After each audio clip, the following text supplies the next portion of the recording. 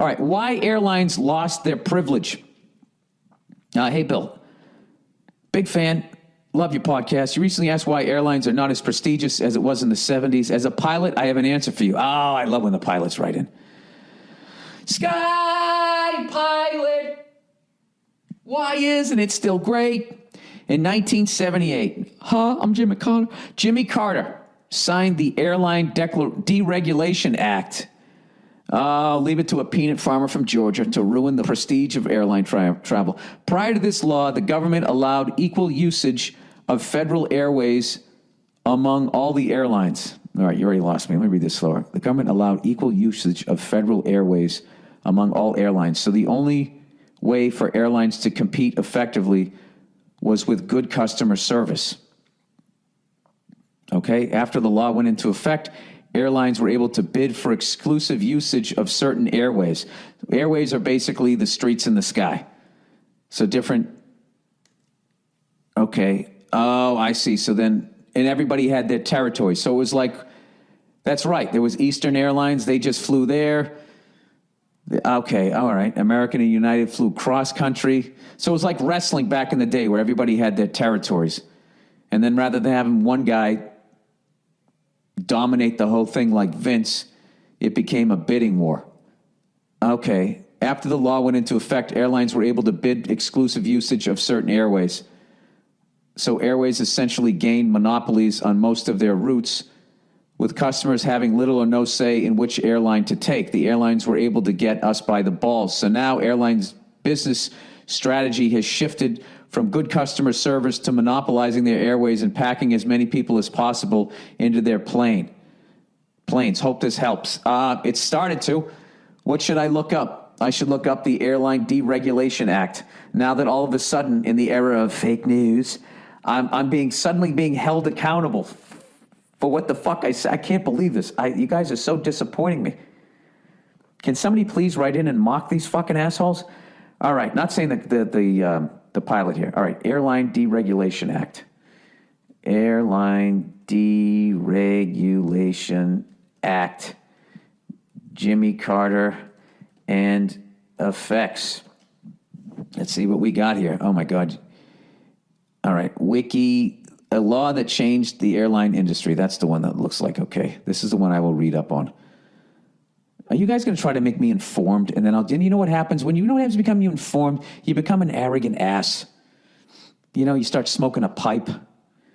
Your fucking eyebrows are always trying to touch each other as you wrinkle up your forehead. No one wants to be around that.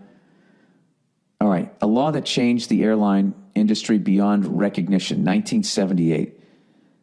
All right. Okay, before deregulations, airlines competed on service alone, as fares were regulated by the government. I didn't know that. I mean, granted, I was fucking 10 years old in 1978. Many remember this era fondly as the golden age of aviation, when stewardesses, as flight attendants were then known, carved Chateaubriand on rolling silver carts, and airlines put piano lounges in upper decks of their Boeing 747s. Passengers dressed up to board flights, and flying was glamorous and exciting, and mainly for the rich. That's why the liberals. Deregulation resulted in the rise of a new kind of airline, the low-cost carrier, LCC. At the time of deregulation, Southwest Airline was a small regional airline, prevented by CAB rules, I don't know what that is, from flying outside of Texas. Today, Southwest is the largest domestic U.S. carrier in terms of passenger traffic, something no one could have foreseen in 1978. Yeah, and that's back when stewardesses were fucking hot. So now it's a bunch of animals. They pack us all in, and then it's just like, yeah, all the hotties are like, well, fuck this. I'm going to go sell Jell-O shots at a goddamn one of those DJ shows. Beep, beep, beep, beep, wah, wah, wah, wah, wah, right? Southwest is a success story, but deregulation allowed... Yeah, I hate flying Southwest. I fucking hate it. You know what? I hate how the stewardesses sit there making jokes and fucking around. It's like, dude, my life is in your hands here. You're not making me more relaxed doing your fucking Dean Martin impression. But deregulation allowed airlines to innovate new business models. People Express, I remember that. Remember ValueJet? That one went down. People Express may have come and gone, It may someday be revived, but it and others like it shook up the white glove world of the U.S. airline industry and democratized travel. Hope I said that right. We may peer through our rose-colored glasses and yearn for the days of Chateaubriand and piano lounges, but ultimately companies like Southwest and newer ones like Spirit allowed more people to fly more often. Yeah, and now look at the result. You got people with no shoes on walking into the bathroom. Oh my God, it all fucking came full circle. Holy shit, do I like being informed? Deregulation left the international carriers like Pan Am and Braniff, and to a lesser extent, TWA, Trans World Airlines, without robust domestic feeder networks. I don't know what that means. And it allowed domestic carriers like Delta Airlines to apply for international routes. Pan Am and Braniff scrambled to create domestic networks, but ultimately were unsuccessful, although it took until 2000 for TWA to be absorbed into American Airlines. And some argue that massive consolidation of the U.S. airline industry in the last decade, which has resulted in 3 large carriers, 4 when Southwest is included, is deregulation's final act. The network carriers that survived, Delta, United, and American, learned to be tough competitors and combined existing domestic networks with the international networks acquired in large part by carriers like Pan Am that didn't make it. Get the fuck out of here. So now they have to drag people off flights, barefooted lunatics, and then you got people fucking, you ever see those people that just fly around the world all the time trying to get miles and shit? Just created all these bottom feeders. Wow. Do you think a VIP airline would make it? I wonder. In this era of Donald Trump, if they didn't even try to be nice, I wish I could do a Trump impression. Just be a lot of animals. They're flying barefoot, a lot of barefoot. And then, all the liberals would be like, were you saying that barefooted people shouldn't be allowed to? A lot of bare feet, a lot of bare feet. Dude, what if they had a fucking, you couldn't do it nowadays. If you had a fucking top line airline, okay? All first class seats, all hot stewardesses, First of all the fucking feminists would be up in arms. Would all be up in arms saying that you're objectifying these women, blah, blah, blah, blah, blah. And at the end of I don't know.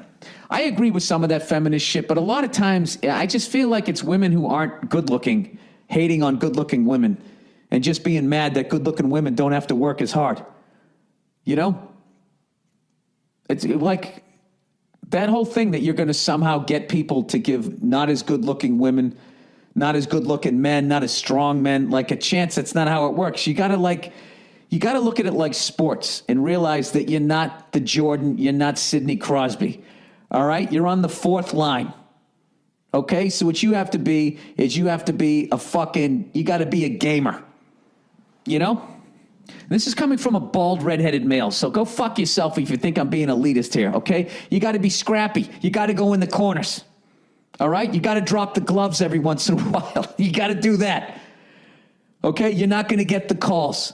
You're going to have to work 10 times fucking harder than other people to get, half as much or however the expression goes, but it'll make you stronger. And you know what's great? Is your fall from grace from your youth 6th as you slide into a 4 is not that bad. But at the end of everybody's life, everybody looks like a 4 or a 2. Okay? But you have a nice soft landing. You do a little bit of a belly flop. You get the wind knocked out of you between 20 and 60. All right? These fucking 10s, they're falling off the top of a goddamn building, okay? And a lot of them, they don't survive it. They don't. If you look at their Botox faces, they look like they landed face first. Their fucking lips are all swollen. Jesus Christ, look at these fucking, Nia watches this show, and these women will not stop taking fat from the back of their arms and injected them in their ass. And they got these stupid looking fucking asses now, and their legs look like my legs with this weird, they look like ostriches. I don't know why they did that. I just don't fucking understand why. At what point? It's like they're literally like Michael Jackson, where Michael Jackson couldn't see what he's doing to his face. These women cannot see what they're doing to their asses. I don't understand it. So anyways, you know what? That was actually fascinating. And I make fun of the fact that I'm not a well-read guy because it gives me license to be lazy, and that's what I like to do best.